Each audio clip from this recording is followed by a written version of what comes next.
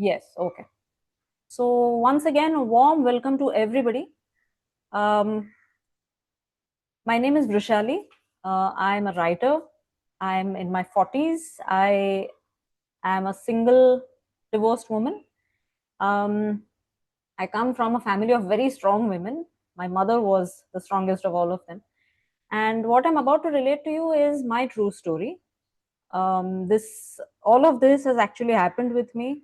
I wish it hadn't, but the reason for sharing this story today is that it's not to create any sort of an environment where oh, people say that what is this, why did she have to share it. What I'm about to share with you are things that people don't normally talk about, especially in Indian society. We like to keep a lot of things hidden. We, in fact, don't even want to admit that any person in the family is suffering from dementia or Alzheimer's. We like to keep it hidden to an extent that we, in fact, lie and say that, oh, no, no, it's old age. So, what if there is memory loss? It's always old age related, all of that. Not just that, our immediate caregiving circle, that is the family members who are present in our lives when if unfortunately we happen to suffer dementia, these are the people who will be providing not just immediate care and assistance. These are the people who will be ensuring to a large extent whether the disease progresses very fast or not. Now in my mother's case, two things happened. Firstly, she was very much aware of what dementia is, which a lot of people are not. A lot of people in the 70s, in their 70s and 80s, are not even aware actually of what dementia is. For them, it is all, maybe it is insanity. Oh, the person has gone crazy. They don't really understand the difference. Dementia kya hota hai, Alzheimer's kya hota hai. All of this they don't understand. But my mother knew all of it because of my association with Shailesh for so many years. I used to tell her about all of these things. Also, Alzheimer's was there in my mother's side of the family, which is why I would take care to tell her repeatedly, this is what happens. These are the symptoms. Oh, I heard about so and so person. This also happens with Alzheimer's dementia. So, a lot of awareness was already there in her mind. I just wanted myself and her to be mentally prepared in case this thing ever comes to our doorstep. Because, like I told you, it's there in the family, so you never know. Um, so I thought if she's mentally prepared for it, she will have the tools and the strategies in place to do something about it, in the sense that, see, dementia cannot be cured, Alzheimer's cannot be cured, but at least while doing a lot of brain activities, while doing a lot of work on your own, you can prolong the progression of the disease to a large extent, and which I am seeing now with a lot of my friends' parents who have extremely active social lives. They have so much going on in their lives that though they were diagnosed 3 years ago, the disease has hardly progressed. The diagnosis is still, you would say, what they were diagnosed 3 years ago is still what they are diagnosed today. There is absolutely no change in the disease progression, which is what you should be aiming for, which is what I hoped for my mother. Unfortunately, that did not happen. We'll get into that also, why that did not happen. Um, Another very crucial aspect of this entire session is to shed light on how caregivers are the actual change makers in this entire process. We'll shed light on that as well. So, Shailesh, and with all of your permission, I'm going to start sharing my screen now. Yes, just a second. Yes, Just please start. yes, just give me a second.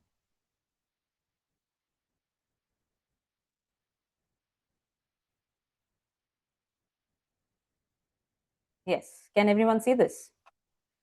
So I decided to tell my mother's story in a few pictures because it becomes more interesting than me just talking for 45 minutes. Uh, I'll take you through her life and the kind of person she was, the kind of uh, behavior and acceptance I expected from her as the kind of intelligent person that she was when she actually did get dementia. I'll come to that in a few minutes. So this is my mother. This was when we were based in the Middle East, where I was born. Uh, Her name was Anuradha. Just a second, huh?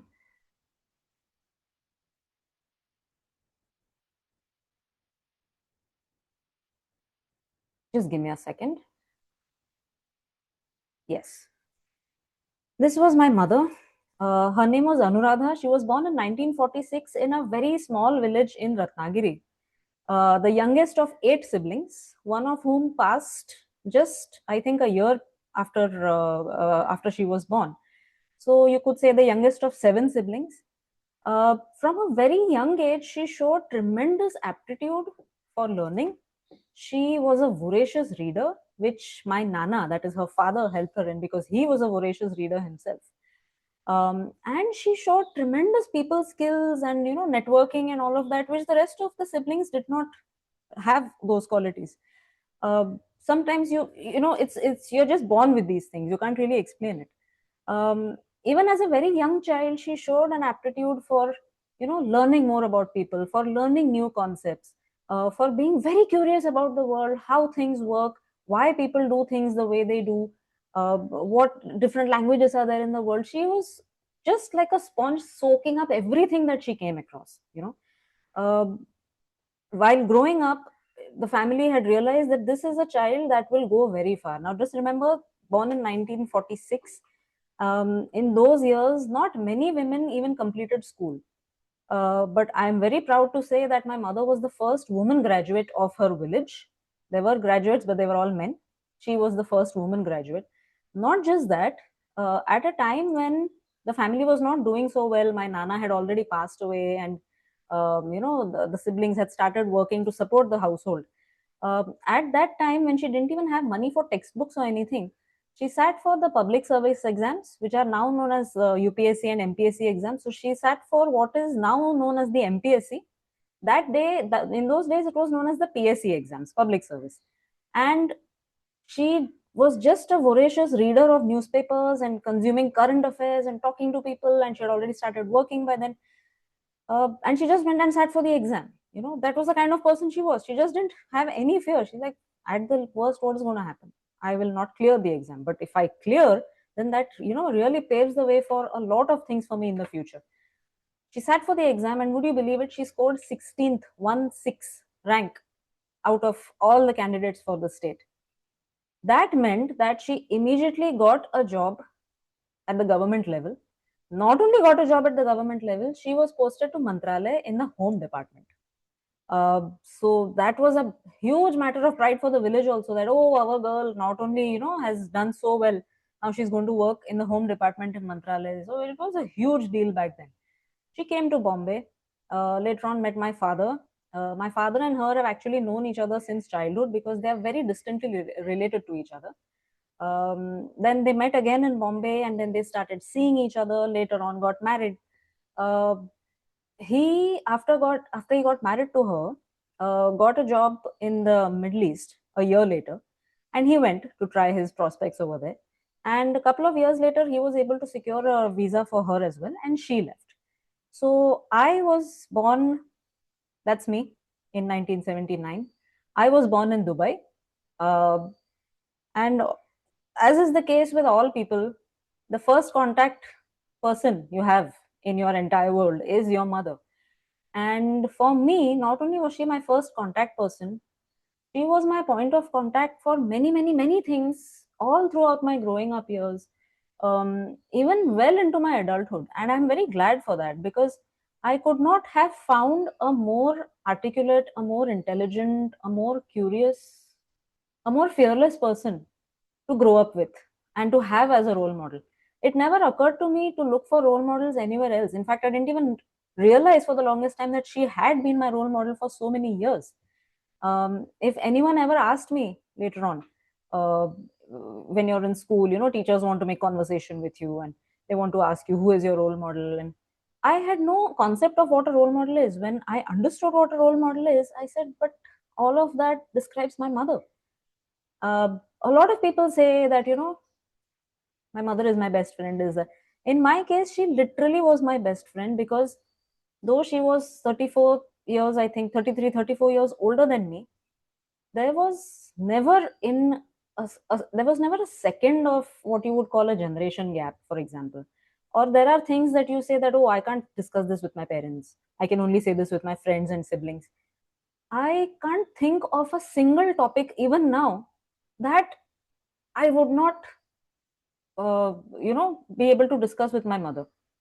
right from boyfriends in my college years, to sex, to what a marriage actually means, to what is financial independence, to you name it. We could talk about the silliest of things and laugh for hours. We could talk about the most serious of things and cry. We've watched all kinds of movies together. She loved amusement parks, so we've done those things together. So, more than my mother, she was always my best friend. I never got the feeling with her that this is a woman who is 34 years older than me. This is an older person. It was always, she had that gift of matching her own wavelength to yours. And she did that with everybody.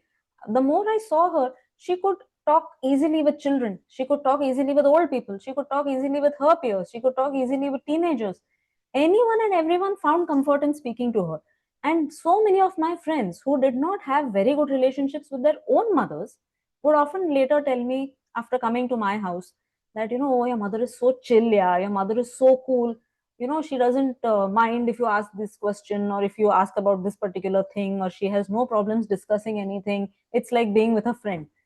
And the more I heard of this, the more I began to realize how much of good fortune this is to have such a strong influence in your life, and that too in the form of your mother. Because if somebody has to shape your life, it the best person to do that is your mother. And if your mother is a sensible, grounded human being with a lot of common sense, a great sense of humor, and a lot of strength of character, then it really builds your character as well.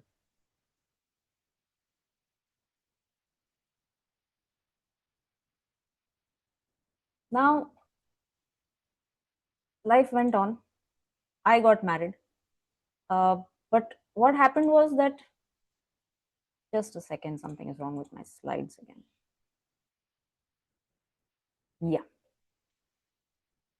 Uh, Years later, after a very, very full life of traveling the world and seeing so many places, meeting so many people, she even joined the gym with my dad for a few years and all of that.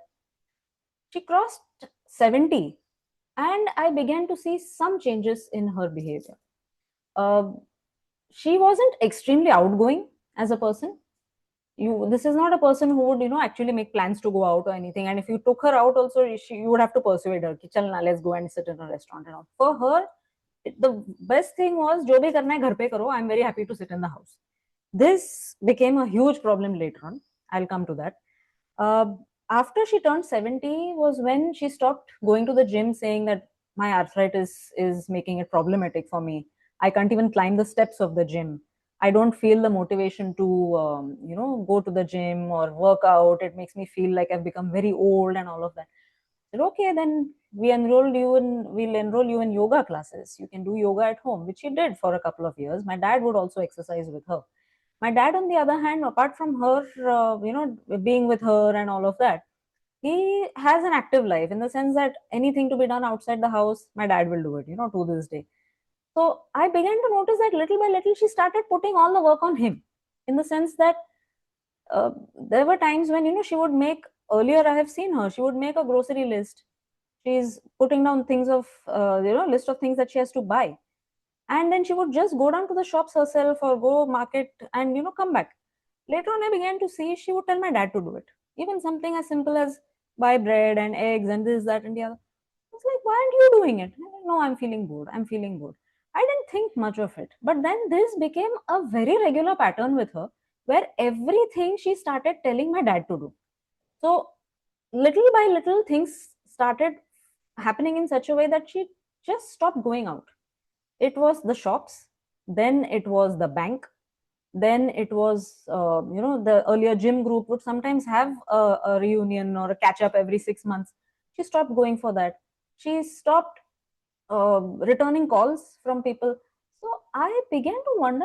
I even asked her also. I said, "Is everything okay with you? Like, why are you, withdrawing into yourself? Has something gone wrong?" The answer was no, nothing. Now I begin to realize, looking back on it, that maybe the first signs of what was to come was already in place. I don't know. She, in her mid 70s, it became very apparent that her health was failing. She had she'd always had diabetes. She's had diabetes since she was pregnant during my time. So that was 40 odd years of diabetes with insulin dependent diabetes, so 3 times a day she would take insulin shots herself. She developed thyroid issues. The arthritis was troubling her, and some niggling problem here and there all the time. This is hurting, that is hurting. She began to complain a lot about physical discomfort, and which was not what she would ever do. This is not a person who, I've seen her, she had a fracture on her shoulder. I've seen her make chapatis after that. I said, why are you being superwoman? We'll buy chapatis from outside. No, I'm not going to buy anything from outside. I will, as long as I'm alive, I'm going to feed my family and all of that. So even with a broken shoulder, or a trigger finger problem and all of that, this woman will cook, she'll do everything and not even complain. But then later on becoming irritable about everything. So was this just age related, or what was going on? Um, when she was this was 2.5 years ago, and Shailesh will remember this. One day, my dad just happened to tell me, just very casually, he mentioned, um, your mother nowadays, she wakes up in the morning and she thinks I am her mother. So my mother was thinking that my dad is my nanny. This would happen right after she woke up. And she would address my dad as if she's talking to her own mother, asking her things like, when did you come from the village? Your knee was hurting. How is it doing now? She would ask about people in the village. How are they doing? How come you came alone? Why didn't you inform me? And this kind of strange conversation. And she was fully and utterly convinced that my dad was nanny. Okay. And my dad used to be puzzled, but sometimes he would answer saying, I am not my, which is what we used to call nanny. We used to call her my. I'm not my. She would be a little confused by that. But again, she would start asking questions. And maybe around 20 minutes later, she would snap out of it, start her day, and have zero, means utter and absolute no recollection that she had had this conversation with my dad. Now, this had already happened 4 or 5 times. I had no clue. Bear in mind that I visit these people every day. I live close by. If nothing else, I would be on the phone with her every single day. And none of this had ever been mentioned to me. My dad very casually mentioned that, oh, she thinks I'm mine. I was immediately alarmed because this is not normal. See, this is not a normal lapse of memory. This is not a normal lapse of judgment. A person thinking that their spouse is their mother and talking to them for 20-25 minutes, asking questions about some past incidents, which happened 40 years ago. That is not normal at all. I was immediately alarmed. I said, how many times has this happened? Is this the first time? I said, no, this keeps happening. I said, why didn't you say anything to me? Like, oh, I thought she was dreaming some, I don't know, I don't even remember what answer he gave me. But this he told me early in the morning. I waited till it was a decent time. I immediately called up Shailesh, who is my first point of contact for anything that scares me of this nature. And I said, Shailesh, this is what is happening. And my dad says that this has happened 4 or 5 times. I need to get my mother tested for dementia or Alzheimer's. He immediately put me in touch with this very lovely young lady who came home and did a clinical testing for my mother. So this testing happens in 3 forms. It's memory, cognition, and language. So you are tested on 3 parameters. For language and memory, my mother did very well, but cognition, she did quite poorly, in fact.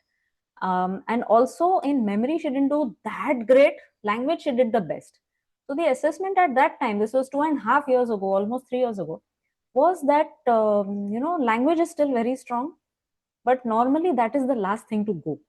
Right now, cognition, there is a bit of a problem with cognition. There is starting to be a bit of problem with memory, where confusion is coming in.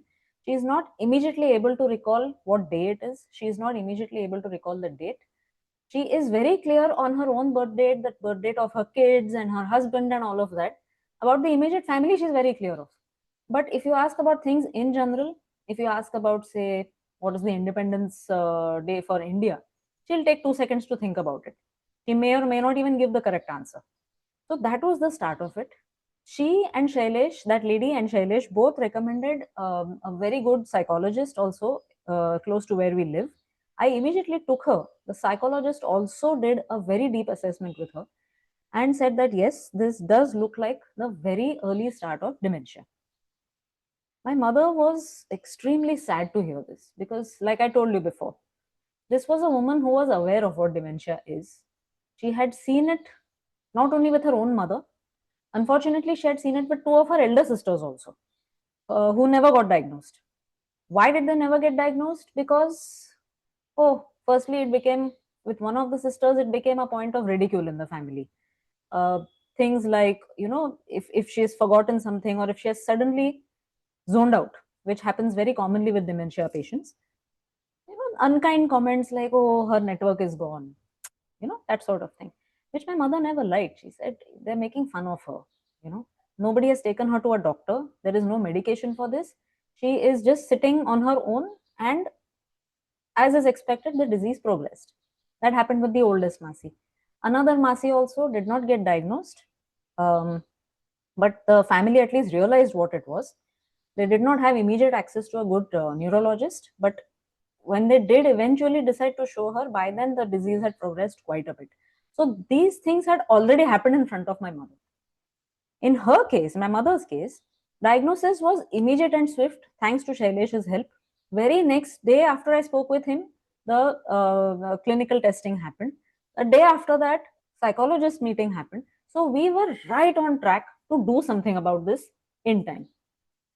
Ideally, you would think, in an ideal world, a person who knows what they're doing, who knows what they're dealing with. See, this is like any other disease. This is a mental disease for sure.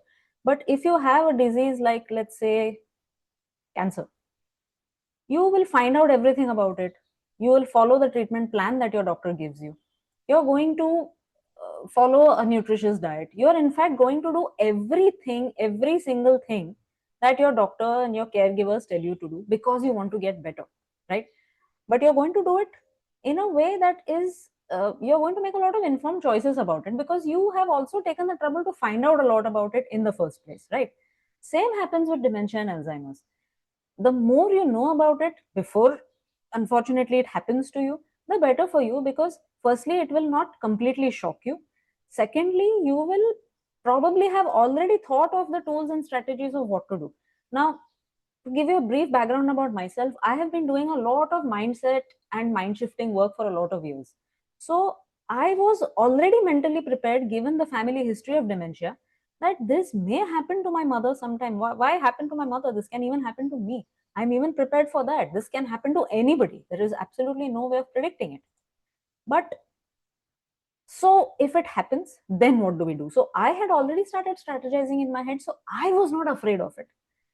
Unfortunately, my mother took it very badly because it's obvious. I mean, come on, it's happened to you. You know, it's a very terrible thing to happen. So she went into the spiral of, oh, why did this happen to me? Now what's going to happen to me? This, that. At this point, while I was trying to bolster her, I wish my dad had also done the same thing. I was hoping that the way my mother, I had made her aware of everything, I was hoping that my dad had also imbibed all of those conversations, had understood what this is. He hadn't. So I actually sat him down. I explained what it is to the best of my knowledge and ability. I told him if he wants, he can even speak to Shailesh, he can speak to other resource people that he can put us in touch with. We can get as much information about this, but our end game has to be to keep mummy as healthy as possible. Because even with dementia and Alzheimer's, it is very possible to have a really good quality of life provided you put in the work. That happens with anything, right? If you want to have a good and fit body, you have to first put in the work. Nah? You can't eat junk food, sleep at 3 in the morning, wake up at 11 o'clock, and do whatever the hell you think you can get away with, and then say that, oh, I don't have a fit body. That's not how it works. You have to put in the work. In the case of dementia and Alzheimer's, you have to put in a lot more work because this disease is unseen. This demon is invisible to you, and it can strike in any form. No two people will have the same symptoms. No two people will have the absolute same trajectory for the disease. Mm, so I immediately charted out a course of action for my mother with simple steps. Again, Shailesh helped me. Simple brain exercises. I got her an adult coloring book. I got her coloring pencils. I, in fact, have a video of her also. It was the first time in her life that she sat down. She had never had coloring pencils in her life before. As a child, firstly, the concept of coloring books was not there the way it was when we were in school. Secondly, the family was not that financially well off when she was studying and all of that. So all of this, these tools were never available to earlier generations of people. So she had only seen and heard of it. She had never done it herself. So she actually enjoyed, the whole process of coloring in that book and all of that. Uh, Maybe she did 2, 3 pages. Then she stopped doing that also. I told her she'll have to go out every day, take a walk, go out with daddy, take a walk for 30 minutes a day, go out for 20 minutes because you need fresh air, you need warm sunlight on your skin. That will itself put you in a good mood. Your mood has to be controlled and regulated at all times. She would say yes to everything. I'll do it. And then she would not do it. She would make excuses. Uh, Apart from the brain exercises, because she was such a voracious reader, I told her, okay, you are getting exhausted reading entire books. Her complaint was that I can't remember what I'm reading. I said, look, that is also, let's turn that also into a strength. You're saying you can't remember. Take 3 lines at a time. Take one small paragraph at a time. You read that paragraph, you put your book aside and just quietly to yourself recollect what you read. Then just compare what you just said to what it was actually in the book. That's how you will know, you will be on track to keep, your memory at least a little secure. It's a good exercise for you, and no need to do 3 chapters. Just do 2 paragraphs at a time. Don't exhaust yourself. So many simple things. I in fact bought a car 2 years ago. I bought a car also because I have 2 dogs, so it becomes easy to travel with your dogs when you have cars. But my primary focus, I had not even learned driving. I don't even like or enjoy driving, especially in the city. I had not learned it till then because I felt no need for it. But now I actually got a car so that I thought I could take my mother out. I could take her out to cafes. She liked doing these small, small things, going out and sitting in Starbucks, especially. She enjoyed Starbucks because she thought the ambience was, it's very posh looking. I like how it feels to sit here. So I bought a car for her. She must have sat in that car a grand total of 3 times because of absolute refusal to go anywhere. I began to finally be at my wits' end. It was like, I have brought coloring books for you. I have got other brain exercise games for you. They are simple, simple things which you can sit and do with your husband. Don't have to do them alone. Sit and read. You're not doing anything. You have stopped exercising. You have stopped going out of the house. We don't remember the last time sunlight touched your skin. And she began to get all shriveled up, weight loss is happening, this is paining, that is paining, face began to look very different, and constant complaining and absolute and utter personality changes. In just a year's time after being diagnosed, she became somebody I no longer recognized. She was so chatty, loved to talk to people. Chatting was her big thing, meeting people, understanding what they are saying and where they're coming from, and cracking jokes about it. She could find the humor in any situation. From that person, she became somebody extremely gossipy, somebody who would only talk bad about other people, somebody who would only see the negative in any situation. This is not the woman I recognize. This is not the woman I grew up with. Uh, it became very difficult for me also to come to terms with this new mother because I grew up with, like I told you, a very different person. And to suddenly come to terms with this and to see that your mother is, shrinking away in front of your eyes, she's becoming somebody so different, and there is very little you can do about it because you are trying to do it and she is refusing to do it. Now, here I want to emphasize the fact that because I didn't live with my mother, there was very little I could actually do in terms of getting things done from her. I mean, there is only so much you can actually force a person or, be after them all the time. You can't keep visiting again and again. I have my own house and my own schedules to look after, my own work, travels, and everything. My father should have stepped up, which he did not. If I told him that today, in any condition, you're taking mummy out for 20 minutes in the evening, we've got her walking shoes, and just take her, hold her hand. If she's not confident to go by herself, you are going to hold her hand and you're going to take her just for 20 minutes. Take her out in the fresh air, let her see the children playing, let her see the world passing by, let her at least see what's going on outside. He would say yes. Later in the night, when I would call up and ask, so did you all go for the walk? No, your mummy said she's tired, her leg is hurting. So then we said, we'll go tomorrow. This kept happening. I would just lose my temper and I would start shouting at him. I'm telling you to do something. Please do it and understand the importance of doing it. You're not understanding why I'm telling you to do this. I don't benefit personally by her going out for a walk. No one is giving me a commission on every walk that she takes. I need her to be out in the world so that her brain remains on track, it remains fresh, and the disease does not completely control it immediately. Okay, okay, from tomorrow I'll take her out. Tomorrow again the same thing. Has she done any coloring? No. Has she done any yoga? No. She has not done anything. Finally, this stubbornness became so acute that she started throwing tantrums. You even suggested, okay, this Sunday I'm going to take you out for lunch. I found a new restaurant. You really enjoy the food over there. She would just start screaming and crying. No, I don't want to go this, that, because I realized she had developed anxiety. She had developed acute anxiety about going out, which had never happened with her before. But one day I just sat her down when she was in a bit of a good mood. I asked her, I said, Mummy, are you scared about going out? Tell me what you are experiencing right now. This was when she was still able to at least articulate what she's feeling. She started crying and said, I get very scared to go out. Everything scares me. Even somebody calls up and says, a relative calls up and says, I'm near the house, I'll just visit you for 10 minutes. I start palpitating. I get very worried. My palms start sweating. I get very anxious about the whole thing. I don't know why, but I get very scared about it. And I don't know what to do about it. So this anxiety became a very big thing in her life, and it clouded all of her decisions. It did a lot of damage to her. Unfortunately, again, my dad remained oblivious to this also. I'm not saying this out of anger for my dad or anything. My dad loves my mom. He has loved her all his life. But as is very common with a lot of Indian men, especially of that generation, they will do things. I'm not at all saying this to, bring down any man who is in the session today.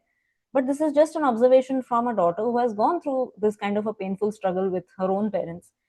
I saw that he would do as much as duty called him to do. For example, he would be very prompt about her medicines. He would measure out her medicines.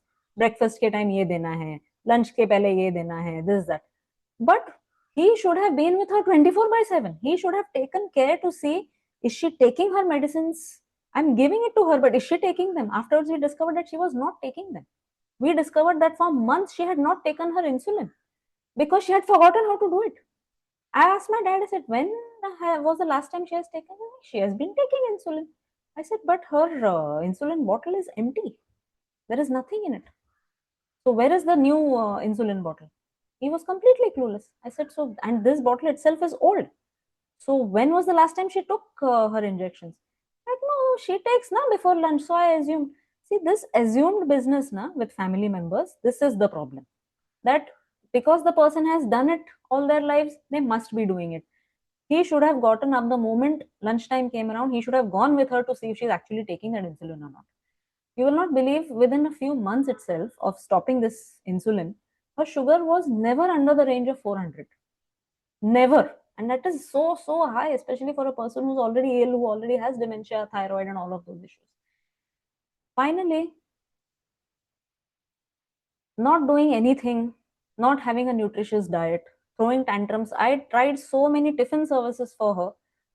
She refused to do anything. No, I don't like this food. I don't like that person's cooking. I don't like, this is too spicy for me. I don't like the way they cook. They don't deliver on time. There was always an excuse to not have food from a particular tiffin service. So, no, I will get up and cook. I will get up and cook. Many times they would sit down to eat and realize that there is nothing cooked because she has forgotten to cook. She has no recollection that she has not cooked at all. She sat down to eat and she's like, oh, I have not made the rice. Oh, there is no chapati. Because of this, my dad's food also started suffering. I pleaded with him. I said, look, it doesn't matter. I'll start the tiffin service that is coming to my house also. It's very good, nutritious food. You have to ensure that she eats it. No, but she throws tantrums. She doesn't eat. I said, just ensure that she does it. Did not happen. So food also suffered. Medicines were not going in. Meanwhile, because of this continued exclusion of herself from the entire world, she stopped speaking. Eventually, she lost her language also, because everything goes, no? This is how dementia works. Little by little, it takes away pieces of whatever made you as a person. Your identity is gone in pieces. These are a few photos I have of, these are the last year of her life in 2024. On the left, you see her with my dad. She one day just told me, I want to see the metro line. Everyone is talking about metro. I want to see what it is. Why is it so special? Everyone is saying it's nice. Will you take me to see it? I immediately took her. Next day, we took her. We went to Inorbit Mall in Mumbai. We did lunch there and we came back. And though it was almost door to door metro, she got so exhausted that she took 3 days to recover from it. She would get so exhausted from the slightest of outings. On the right, you can see sometimes after I shouted at both of my parents, she has put on her shoes and she has gone out.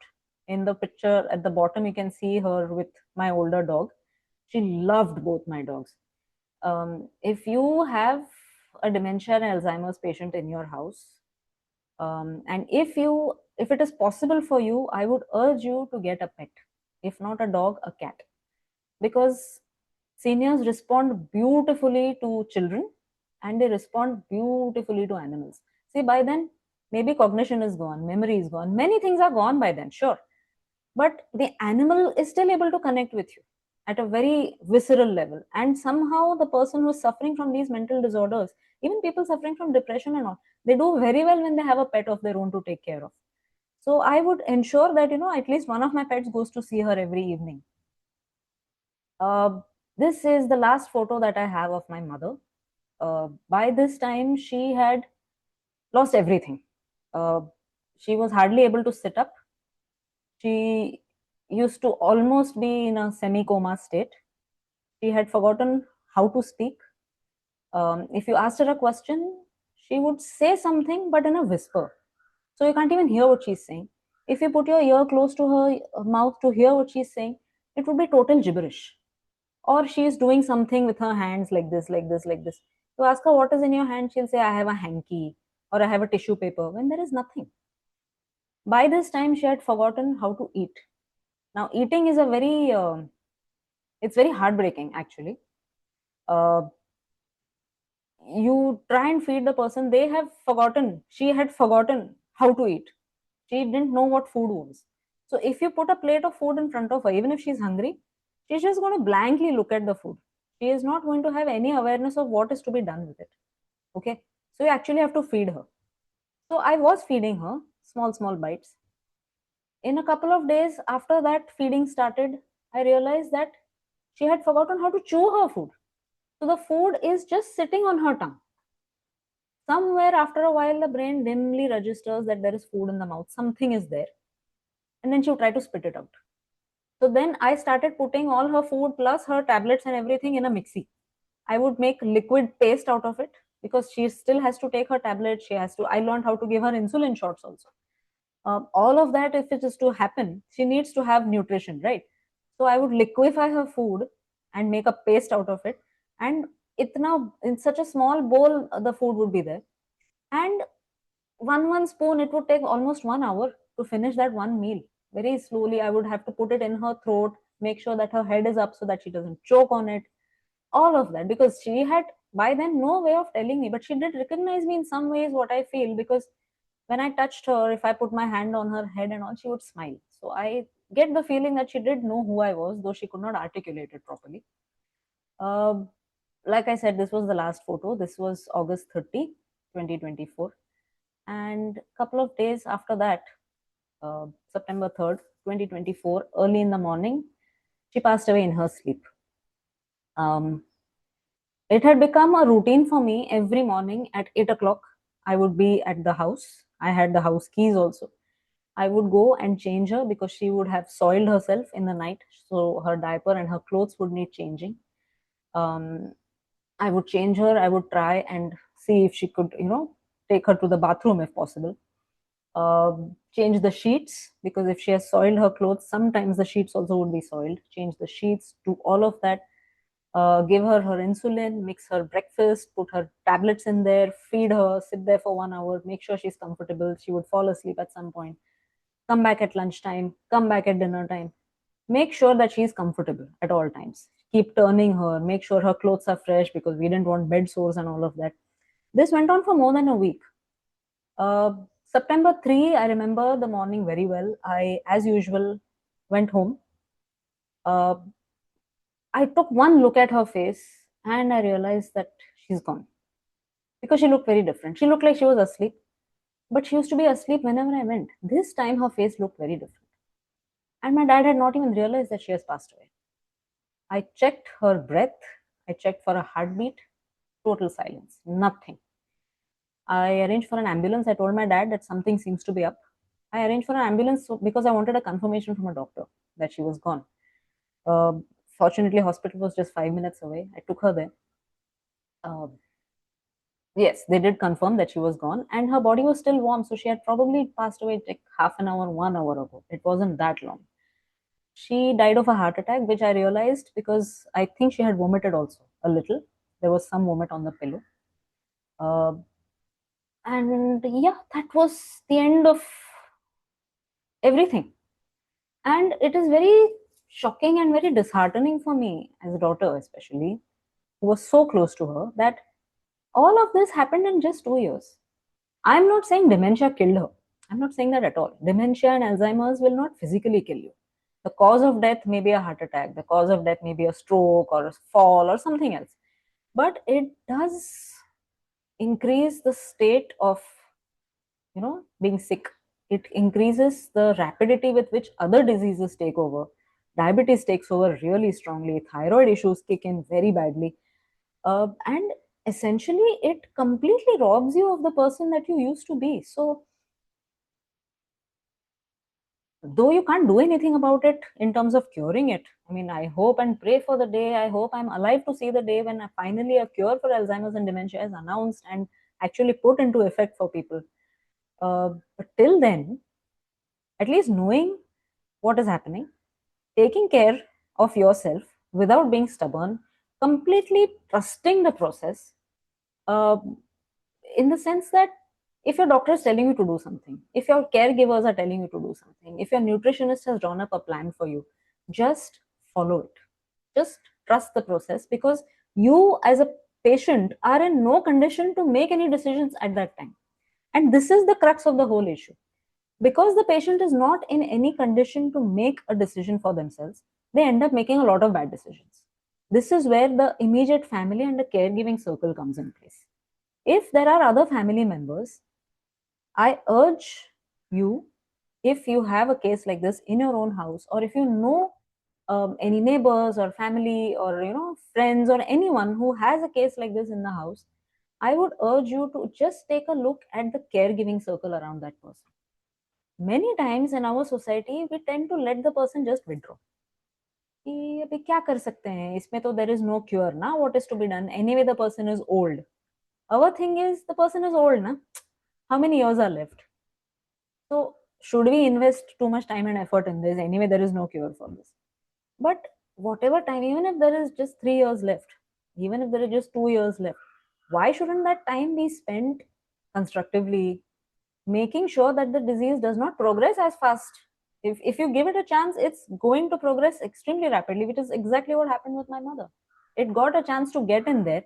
Once it gets a chance, it will never leave. So that is the point of sharing this entire story with you today. Not, to shed light on, oh, this went bad, that went bad. Yes, those are essential parts of the story. The crux of the issue is trust the process. Caregivers, please and immediately step in. You will have to be the decision makers for that person from then on. There will be times when they will throw tantrums and say, I don't want to do this. They will cry like children. They do become, a lot of them do become like children at the end of it. And what do you do about it? Gently explain to them, yes, I know this is uncomfortable for you. For me, do this. Try whatever way you can to persuade the person to follow their treatment plan, to take their medicine. Many of them refuse to take medicines. Now, in the case of my dad, anyone would, after hearing the story, think what kind of an uncaring person. It happened because he felt that, but her psychologist is giving her medicine na, so we are doing everything. Medicine is not even 1%. There is nothing that medicine can actually do, and Shailesh can vouch for this. Shailesh always tells me medicine has very little role to play in this. Yes, there is some medicine you can take, something, but it hardly does anything. The rest of it, I would say 98%, is the effort you put in to keep this disease out of your way as much as possible. That is where my father, That is where even I would say, I would take the blame on myself as well. That is where even I failed, completely and utterly failed. So maybe if her health issues had not cropped up so badly, and maybe if everything had gone as per the way I had planned, instead of just 2 years, maybe I would have had 5 years, 10 years with her. I don't know. Maybe she would still be with me. And well, that did not happen. However, most importantly, I would urge you, I'm able to tell you this story without crying or breaking down because I have worked a lot on my mental issues. I've worked a lot on my mental health. I would urge everybody, whether or not there is uh, a dementia case in the house, whether anything happens in the future or not, from today itself, please start working on your mental health. It will really keep you extremely strong when a crisis actually does strike. Because it's not like I don't feel sad that my mother is not in my life anymore. I mean, today more than ever, I need her in my life.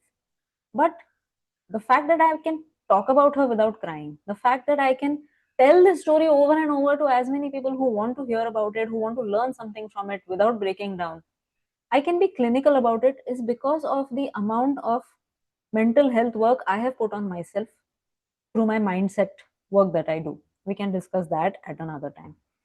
With your permission, this is the end of my story and my presentation. I'm going to stop sharing this screen now. And I'm going to open the floor for questions, feedback, or any comments that you have. So please use the raise hand option, which you see at the bottom of your screen. And we can one by one take any questions or anything else that you have to say. Thank you so much. You've been a wonderful audience. Thank you. Yes. Thank you, Vrushali. This is so just really very extremely, I can't say painful, but shocking. And your story about you and your family and your mother, I think it has opened eyes. Actually, I have been working with this kid for 12, 14, 15 years, and we experience every day. But somebody actually telling the world coming ahead, the first time I've seen this kind of story sharing, because this story has to be shared, because we all do so many things and somewhere we feel sorry, ye nahi kiya, wo nahi kiya. And family is so much responsible. The friend, the circle, the neighborhood. We have lost the community. We have lost the family and the community. The dementia, of course, is non-curable, but diabetes is non-curable. Thyroid is non-curable. Yes. Yes. Heart disease is non-curable. We work for it. We Yes. work for slog for it. But for dementia, we lose hope. So we have to remove the stigma. We have to Yeah. remove Most the important. stigma for the mental health. We have to work on it. You have wonderful shares about your story about your mother. Thank you so much. And I would like the audience to ask questions if you have any. And this is not the first session. There will be hand holding for all of you. We'll come Yes. back to you with a lot of help, emails, and everything. If anybody wants to ask questions, please raise your hand. Thank you, Vishali. Thanks, Shailesh. Thanks.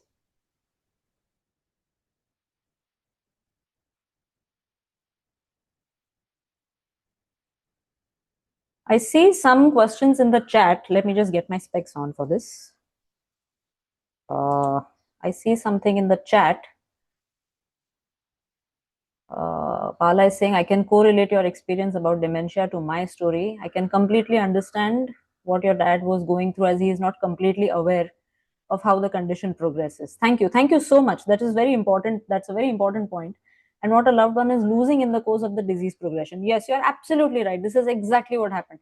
I don't mean to blame my dad or say, like I told you already, I'm not saying that he's an uncaring fellow and that he doesn't care about my mom.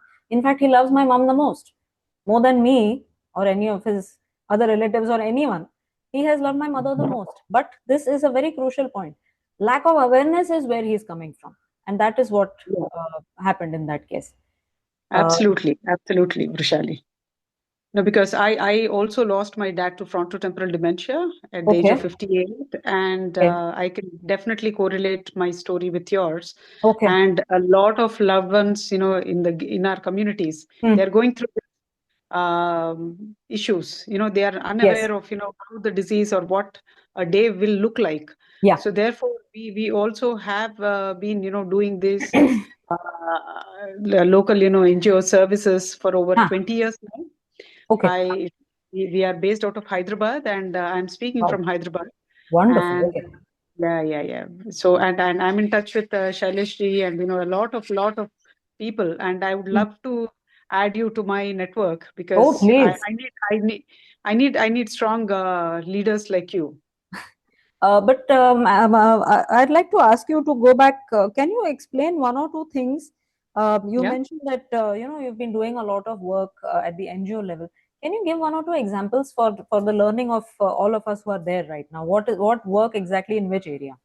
So we do a lot of awareness sessions. We do gated community awareness sessions, Okay. memory screening camps, and we also do home visits for Okay. any concerns that family might express, saying that my dad is not sleeping, or he's having sundowning syndrome, or my mom is abusive, and why is this happening, and all that. So that we do spend a lot of time with the family members to try and explain to them, because of our own personal experiences. We are not doctors. We tell them very clearly, but we do tell them that they need to they can depend on us for some support and help in case they need. So this happens not just from Hyderabad, but across India. And sometimes I keep getting calls from abroad also, saying that somebody is there at so and so place. What can I do for them? It could be a mother or grandmother or grandparent, those things. All right. So we are available. So it will be a great help, because you can always become a mentor and a coach for families who are unable to know or understand what is happening to their loved one. So this is where I come from. Okay. Thank you so much for that. That was really interesting, and I will be, yes. Tell me. I like to say that Bala runs a support group. Bala and she's from ARDS Alzheimer Society, Hyderabad, and they run. I know they're one of the most active Alzheimer group in the world on WhatsApp. One of the most active. So I'm watching on it, and all the people all over the world, all over the country, they are part of this group. Whoever has something like, my dad is not eating, my mother is not sleeping, and each and everything they run, and such beautiful group they have. Amazing. And Bala Vrushali also is a journalist, and we need somebody like Vrushali to lead us. To be a leader, she's a new leader, and we want people to tell stories. Actually, people hide the stories. Yeah. There's nothing to hide here, because Yes. it might be our story can be a guiding factor for someone around the corner. So in fact, my dad, who suffered from frontotemporal dementia, I lost him at the age of 58. So 58, and I lost him twice. I didn't even know why. He just walked away, and he didn't realize why he signed on his transfer orders to Ahmedabad from Hyderabad.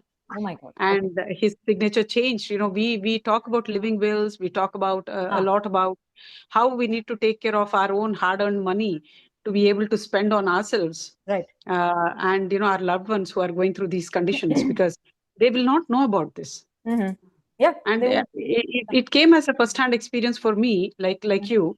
Of every day it was a new story, was a new moment, was a new learning for each one of us in my family. Absolutely. And this story goes on. I'm very happy to have made your acquaintance, and we will have certainly please. a session. Swapna Kishore is there. She runs a website called Dementia Care Notes. One of the very beautiful, resourceful website. All the information, all the resources all over India. Swapna Kishore is here. We are very honored that Swapna ji is part of. She is my mentor, in fact. Okay, wow. Swapna ji, if you want to speak something, can you please show us your, unmute your audio, and also we'd like to see you, please. I don't know whether it's worth seeing, but yeah, audio. Come on, of course you're worth seeing. Okay, yeah. Okay, this is me. Hi. Yes, hi. Yeah. So it was really good to hear you share this. When my mother had dementia, that was ages ago. I mean, we are talking of 2000 types, and I was looking after her. no one used to know about dementia or talk about it. So, I mean, I didn't know that things were so bad even now that still people don't talk about it. But back then, it was like Hmm. nobody used to talk about it, which is why I started, this website and all that Hmm. sort of thing. Lovely. And I can sort of understand what you're saying about, people not understanding, even close family members. They don't fully register, and I can sort of relate when you talked about, how your mother would not do things. Hmm. I remember Hmm. these sort of things with my mother very often. So she Yeah. was a very Okay. intelligent woman, Mm-hmm. very well educated. Uh-huh. She would have been around 100 around if she had lived. Okay. Wow. So I How remember I old used is to she if sort she of get passed? her. I used to get her, things Hmm. to do and say, this is good for you, this is good for you, and Huh. all that. She Hmm. knew what dementia was because she was a psychology Wow. Okay. master's and all that Okay. sort of thing. Okay. But she Okay. associated dementia with, people she had seen in Ranchi asylum or Acha. whatever. So Not with she would herself. not, she did not like the idea that she may have dementia. And when I used to Oh. tell her to do things to preserve her cognitive thing, she would refuse to do it. She'd say, uh, मैं तुम्हारी माँ हूँ या तुम मेरी माँ हो, like that sort of thing. So what I used to do, finally, I realized that, telling her to do something was pointless. So I would just sit there and start playing myself, Okay. and she would join in. Okay. So whatever works. You have to do whatever works. So basically, one has to find, one's own way Yes. around these Yeah. things. And it is very difficult to expect people to understand. So Yeah. I used to keep pictures of a shrunken brain in the house. So any visitor that used to come, I used to sort of show it and say, you know, the reason she cannot understand you is that her brain is shrunk. Your brain is like this, so you can understand her, So, Okay. so Wow. everybody has to find their own ways, but it is extremely difficult, and it's really good that you're sharing this because we do need that more and more people share. And many of us, like Bala and all, have been sharing their own journey for years, but Hmm. we need more. We need more.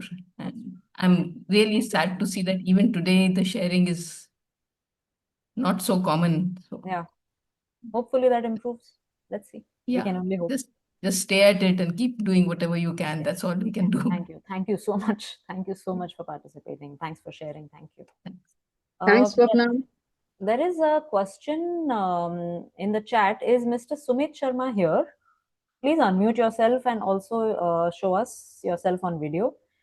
His question is, how does one work on one's mental health? This is a very good question, and I'm very happy that you brought it up. I did mention it during the chat. Uh, how to work on your mental health? Look, there are a variety of ways you can work on your mental health. I would urge you to go to an expert first and foremost. Don't try things off Google. Also, I can only speak from my own experience. I do a lot of NLP work, that is neuro linguistic programming work.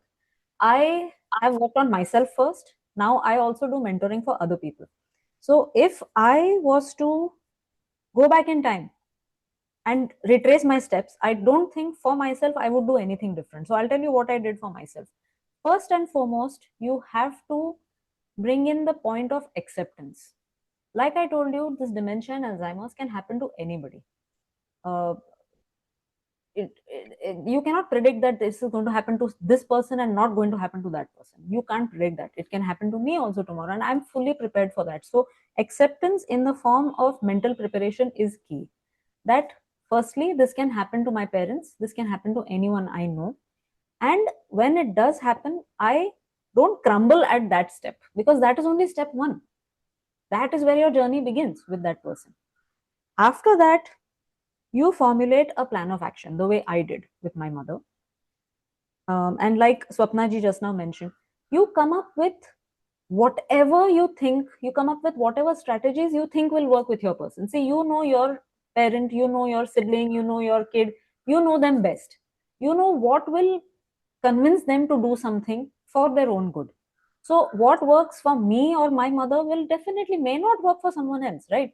So, you formulate your own strategies. If required, you look for resources within the community, you look for help from experts who can come up with a plan for you. So, activities is one thing, nutrition and diet is most important. From that point onward, you have to take care of the person's nutrition. It's very important for brain development. Also, when it comes to working on yourself, I would suggest things like uh, daily do meditation. The Silver Tribe, I don't know how many of Silver Tribe members are here today, but we will be starting meditation sessions also very soon. So please stay tuned for that.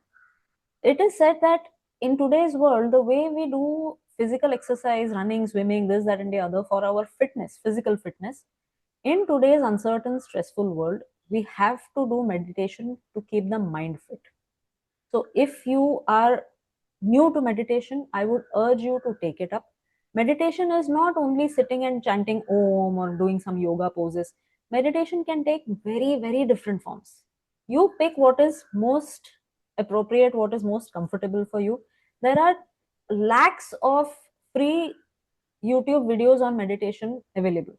Just go on YouTube, look for meditation videos, find the one that works for you. Trust me, it will keep your mental health in good shape. And do this every day.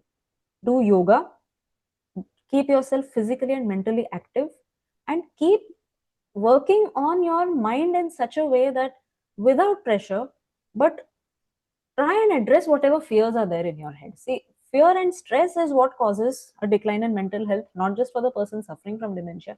It causes a decline in mental health for caregivers also. They're so stressed out. People who are continuously caring for people suffering from these diseases, they are absolutely stressed out and they are done by the end of it. So their mental health can be, taken care of to a large extent when they work on uh, keeping their own stress under control. Firstly, identifying what the fear is, identifying where the stress trigger is coming from. Is there any way to remove that stress trigger? So this is a very, very wide subject. But if you still want information on this, we can definitely have a private session with you. You know how to contact us. We are available on Facebook. We also have a WhatsApp group. This is for you, Mr. Sumit, particularly, since you raised this question. If you are looking for strategies or tips, I will be very happy to help you out with that. It's not a problem at all. I hope I've answered your question a little. Yep. Thanks very much. Excellent. Okay. Really appreciate this. And yeah, meditation I've started as a caregiver because my mother suffered a bout of dementia. That is what the doctor told me briefly about 2 years back. Okay. She had a fall and a fracture in a vertebra. My God. And around the same time she had a UTI. And the doctor who gave her the medicine gave allopathy and some bits of Ayurvedic also. So that sort of triggered this dementia kind of behavior. I mean, suddenly she started asking me, "Who is this boy standing next to you? Oh God. What is happening?" And suddenly she would hit me with full force, something which I have never ever seen in my entire life. So luckily, another doctor came home on a home visit, and then she said, "Please discontinue this Ayurvedic drugs immediately, and you will see the change." And within 2 days, you could see the complete marked shift in a mental behavior. And she sort of came very close, very, very soon. She became almost like normal, and now she's normal. Okay, wow, wonderful. And she has she has her bone issues and other things, so walking is difficult, and all those things are difficult. But listening to your entire story, I was really moved. I love my mother, and I just want to ensure that, she just stays healthy, and I'm able to ensure that our both of us, our passage in this life is as smooth as possible. So that's basically. And Vrushali, I'll get in touch with you. Yes, please. I run a senior citizen group in my building, and we have a lot of members. Where are you based, sir? Are you Worli in Bombay. Bombay. Okay, fantastic. We can certainly. So at some stage, if you are free, we'll be very happy. Just give a talk to share some of your experiences with the elderly people here. Yes, I'm sure they'll really appreciate it. Anytime. Thank you very much. Sir. Thank you so much. Thank you, sir. Mr. Nipun want to say something. Mr. Nipun. Yes, please.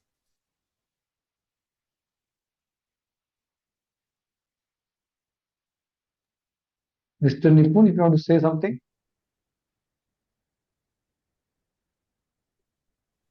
Hi, Shailesh ji. This is Charuta. Okay. Yeah. This number was registered with my son. So it was great knowing you all people are collectively looking after the needy people. And I'm glad to join for this event. I will be sharing something which will be required for community services next time. Thank you so much. Thank you. Thank you, madam.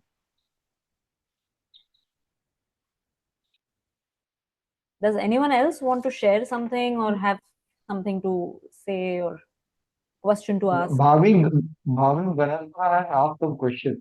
Okay. How to keep person active? How to keep up? One How second. to keep person active? What Active, things to what take things to care take? when disease progresses? See, it actually depends on. Shailesh, do you want to answer the question? Take the question, Shailesh. Yeah. Okay. So how to keep person active? Actually, what we do generally is to try to understand the person history, the background of the person, because we can't run. There is no blanket activities or therapy for the person in dementia. Every individual is different. So it can be the person who might be writing, liking reading, talking, music, cooking, going out. It can be different things. So according to the need of the person, the background of the person, we can devise an activity, and that has to be consistent. It doesn't happen that you do one day, other day you forgot, so it not does it has to be a timetable, right? And it has to be progressive. So today you 12 stones, so tomorrow it will be 13 stones. 14. So it has to be progressive. Attention span is 10 to 15 minutes only. Remember that. Yeah. So you can't expect the person to do whole day everything. Like a small child, they will run here and there and they will do something. So 10, 15 minutes is an activity time. And it can be the smallest thing, can be, kind of keeping the newspaper, cutting the vegetable, or singing the bhajan or mantras, or just speaking and talking to somebody, or feeding the apple and the, fruits in the house. Smallest thing, just to keep the brain active. So it has to be personalized, and we can only take this session later this is very detailed Yeah. discussion. But see that mentally they are stimulated, body is used, eyes are used, you can speak and write, hand and leg movement. Whatever you do is important, and make them part of the family. Don't give them one activity and tell them, "No, do it there." They Yeah. won't do anything alone. They have to be part of the group. Somebody has to do with them. You can't tell them, eat the food. No, you have to eat with them. So they will only, you can't isolate them. So the disease, Alzheimer dementia is a disease of lack of love and care. So wherever there is lack of love and care, it will happen. It will progress more faster. In fact, the person also won't understand, but we have to give them that support, and make them feel they will vouch for comfort. They will vouch for safety and security. So it can be anybody. So it can be stranger also. They might be immediately want to be very happy with the person who gives them, provide them safety and security. So activities can be designed as per person needs and the background.